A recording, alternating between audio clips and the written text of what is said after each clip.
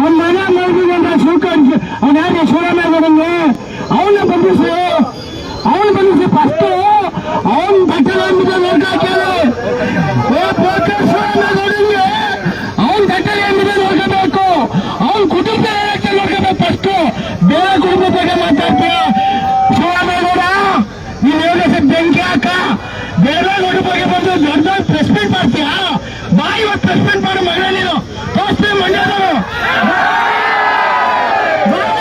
Press meet ಮಾಡು ಗಂಡು press meet ಮಾಡು ತೋರಿಸ್ತೀರ ತೋರಂತ ಪ್ರೆಸ್ ಮೀಟ್ ಮಾಡ್ತೀಯ ಮಗ ನೀನು ದೇವೇಗೌಡ ಬಗ್ಗೆ ದೇವೇಗೌಡ ಕುಟುಂಬ ನೀನೆಲ್ಲ ಪಾರ್ಲಿಮೆಂಟ್ ಹತ್ತಿದ್ದೇನೆ ಕುದುರೆ ಇಲ್ಲ ನಿನಗೆ ಕುದುರೆ ನೀನು ದೇವೇಗೌಡ ಬಗ್ಗೆ ಕುಮಾರಸ್ವಾಮಿ ಬಗ್ಗೆ ಮಾತಾಡಿ ಯೋಗ್ಯತೆ ಇದೆ ನನಗೆ ಶಿವಕುಮಾರ್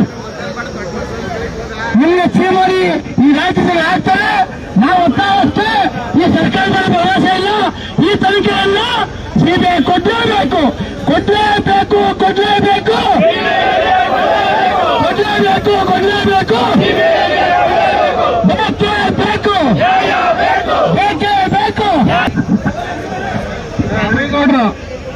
ರವಿಗೌಡ್ರ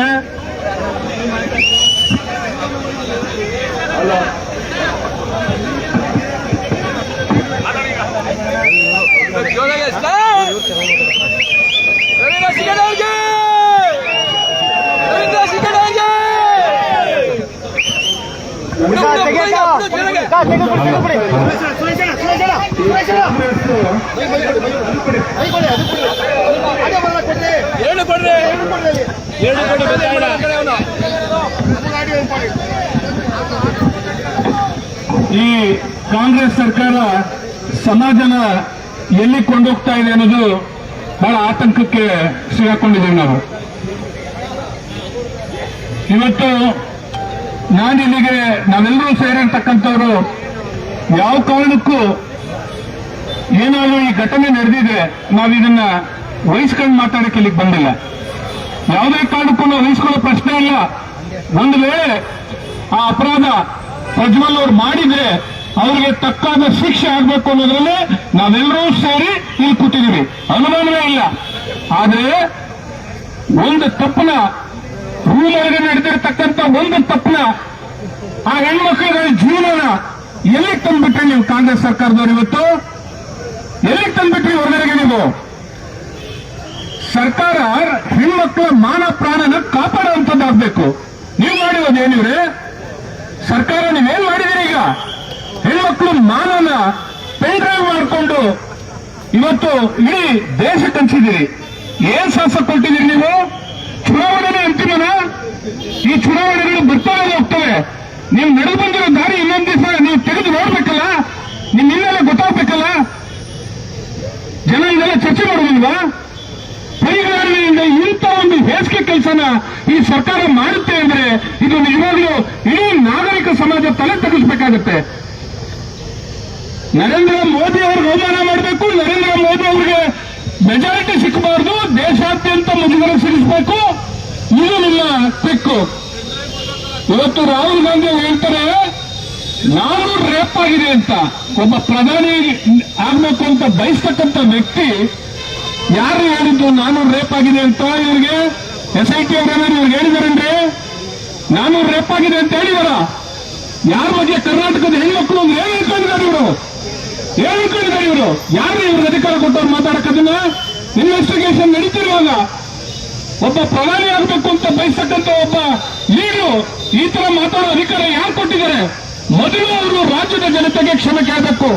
ರಾಹುಲ್ ಗಾಂಧಿ ಅವರು ಇಡೀ ಕಾಂಗ್ರೆಸ್ನ ಒಂದು ಉದ್ದೇಶಗಳು ಜನಸಾಮಾನ್ಯವಾಗಿಲ್ಲ ಅನ್ನೋದನ್ನ ಈಗಾಗಲೇ ಸಾಬೀತುಪಡಿಸಿದ್ದಾರೆ.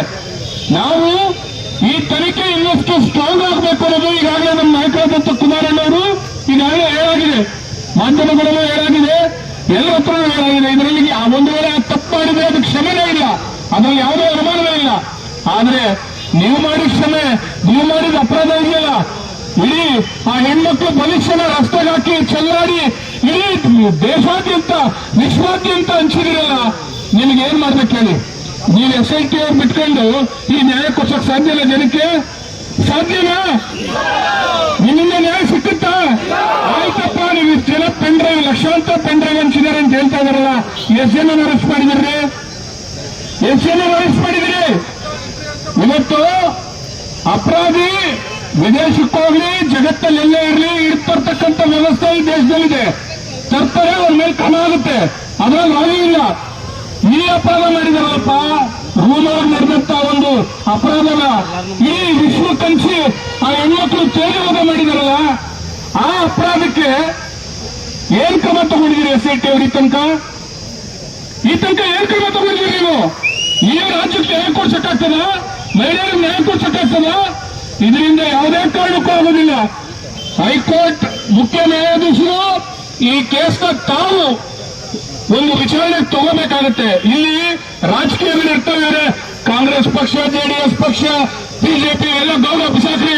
ನಮ್ಮ ರಾಜ್ಯದ ಹೆಣ್ಮಕ್ಳು ಮರ್ಯಾದೆಯಲ್ಲಿ ತೆಗೆದ್ರಲ್ರಿ ಇವರೆಲ್ಲ ಸೇರ್ಕೊಂಡು. ಈ ಸರ್ಕಾರ ಜನ ಕಾಯಿಲೆ ಅಂತ ಬಿಟ್ರೆ ಮರ್ಯಾದೆ ತೆಗೆದು ಇವತ್ತು ರಸ್ತೆ ಹಾಕಿದಾರಲ್ಲ.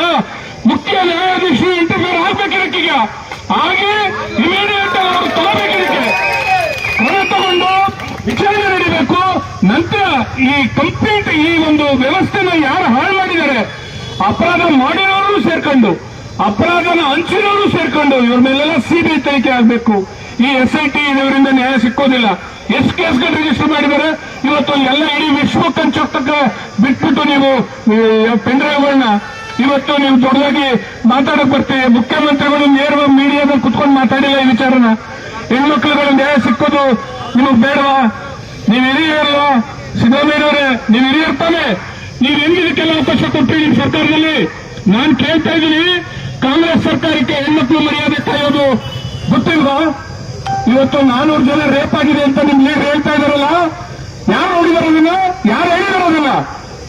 ಇವರ ತೀರ್ಮಾನ ಮಾಡ್ಕೊಂಡು ನಮ್ಮ ರಾಜ್ಯದ ಹೆಣ್ಮಕ್ಳು ಮರ್ಯಾದೆ ತೆಗೆಯಕ್ ನಿಂತಿದ್ದೀರಾ? ಇದೇ ನಿಮ್ ಲೀಡರ್ಶಿಪ್? ನೀವೆಲ್ಲ ಅಲ್ಲೆಲ್ಲ ನಾರ್ತ್ ಇಂಡಿಯಾದಲ್ಲಿ ವೋಟ್ ಹಾಕ್ಸ್ಕೊಳ್ಳಕ್ಕೆ ಕರ್ನಾಟಕದ ಹೆಣ್ಮಕ್ಳನ್ನ ಹರಾಜು ಹಾಕ್ತಾ ಇದ್ದೀರಲ್ಲ, ಯಾರು ನಿಮ್ಗೆ ಅಧಿಕಾರ ಕೊಟ್ಟಿರೋದು? ನಾಚಿಕೆ ಆಗ್ಬೇಕು ನಿಮ್ಗೆ, ನಾಚಿಕೆ ಆಗ್ಬೇಕು ನಿಮಗೆ. ಇವೆಲ್ಲ ಈ ರಾಜ್ಯ ಸರ್ಕಾರದಿಂದ ಯಾವುದೇ ಕಾರಣಕ್ಕೂ ಈ ಒಂದು ಅನ್ಯಾಯಕ್ಕೆ ನ್ಯಾಯ ಸಿಕ್ಕೋದಿಲ್ಲ. ಈ ಅಪರಾಧ ಮಾಡಿರೋರು ಸೇರ್ಕೊಂಡು, ಈ ಅಪರಾಧನ ಹಂಚಿರೋದು ಸೇರ್ಕೊಂಡು CBI ತನಿಖೆ ಆಗಬೇಕು. ಇವರು ಸರಿಯಾದ ಒಂದು ಬಿಗಿ ಭದ್ರತೆ ಆಗದಿದ್ರೆ ಮುಂದೆ ಬರ್ತಕ್ಕಂಥ ರಾಜಕಾರಣಿಗಳೆಲ್ಲ ಇದೇ ಒಂದು ರೂಪನ ಅನುಸರಿಸ್ತಾರೆ.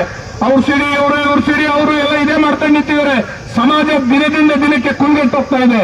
ದಯಮಾಡಿ ತಾವೆಲ್ಲ ಪ್ರಜ್ಞಾವಂತರಿದ್ದೀರಿ, ಇದನ್ನೆಲ್ಲ ಸಾರ್ವಜನಿಕರಿಗೆ ಹೇಳ್ಬೇಕು. ಈ ಸರ್ಕಾರ ಮಾಡ್ತಿರ್ತಕ್ಕಂಥ ನೀಚ ಕೆಲಸನ ಜನಕ್ಕೆ ಹೇಳ್ತಾ ಇರ್ಬೇಕು. ಕಾಂಗ್ರೆಸ್ಗೀಗ ಮೊದಲಿದ್ದ ಕಾಂಗ್ರೆಸ್ ಆಗಿ ಉಳಿದಿಲ್ಲ.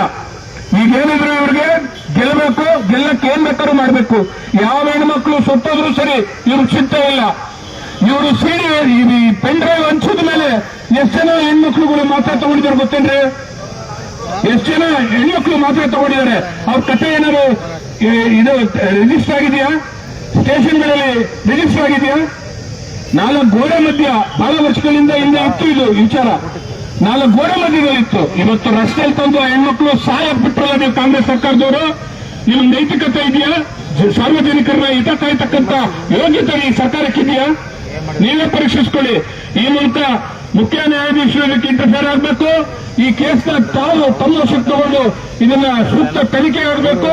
ಮತ್ತೆ CBIಗೆ ಇದನ್ನು ವರ್ಗಾವಣೆ ಮಾಡಿ ಅಪರಾಧಿಗಳಿಗೆ ಒಂದು ಮಾಡಿರೋರು ಮತ್ತು ಹಂಚಿರೋರು ಎಲ್ಲ ಮಾಡಿರೋದು ಒಂದು ಅಪರಾಧ, ಹಂಚಿರೋದು ಅತ್ಯಂತ ದೊಡ್ಡ ಅಪರಾಧ. ಇವತ್ತು ಹೆಣ್ಮಕ್ಳು ರಸ್ತೆಗಳಲ್ಲಿ ಓಡಾಡಕ್ಕಾಗ್ತಾ ಇಲ್ಲ ಪಾಪ, ಆ ಪರಿಸ್ಥಿತಿನ ಎದುರಿಸ್ತಾ ಇದ್ದಾರೆ. ದಯಮಾಡಿ ಸೂಕ್ಷ್ಮ ಅರ್ಥ ಮಾಡಿಕೊಂಡು CBI ತನಿಖೆ ಆಗಬೇಕು. ಇಲ್ಲಾಂದ್ರೆ ರಾಜ್ಯದಲ್ಲಿ ಮುಂದೊಂದು ದಿವಸ ತೀರಾ ಅಜಾಗರೂಕತೆ ಮೂಡುತ್ತೆ ರಾಜಕೀಯದಲ್ಲಿ ಅಂತ ನಾನು ಈ ಮೂಲಕ ಹೇಳಿ ಮಾತು ಮುಗಿಸ್ತೇನೆ.